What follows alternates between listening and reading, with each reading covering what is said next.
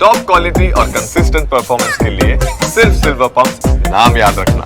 સાબર dairy સામે પશુપાલકોનો ઉગ્ર વિરોધ છે। સતત 5મા દિવસે દૂધ ઢોળીને વિરોધ દર્શાવ્યો હતો। અમદાવાદ ઉદયપુર નેશનલ હાઈવે પર પશુપાલકોએ ઢોળ્યું હતું દૂધ।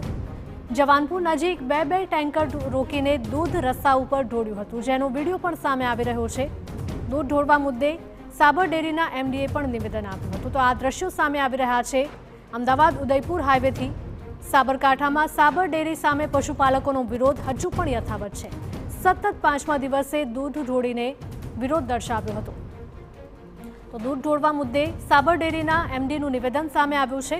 પશુપાલકો દૂધ ભરવા તૈયાર, અસામાજિક તત્વો ભરવા દેતા નથી તેવું એમડીએ કહ્યું છે। અસામાજિક તત્વો દ્વારા દૂધના ટેન્કર છે તે ખાલી કરાઈ રહ્યા છે। વિડીયો ફૂટેજના આધારે અસામાજિક તત્વો સામે કાર્યવાહી કરાશે। હાલ પોલીસ સુરક્ષા હેઠળ થઈ રહી છે દૂધ પુરવઠાની હેરફેર। ત્યારે 4 દિવસ દૂધની આવક ઘટ્યા બાદ હવે સામાન્ય થવાની શક્યતા છે। સાબર ડેરીના એમડીનું કહેવું છે કે હવે ધીમે ધીમે બધું થાળે પડી રહ્યું છે અને આજે 15 લાખ લીટર કરતાં વધુ દૂધ એકત્ર થાય તેવી શક્યતા છે। અસામાજિક તત્વો દ્વારા દૂધ ઢોળવા મુદ્દે તેમણે કલેક્ટર સાથે બેઠક યોજી પોલીસ પ્રોટેક્શનની પણ માંગ કરી હતી।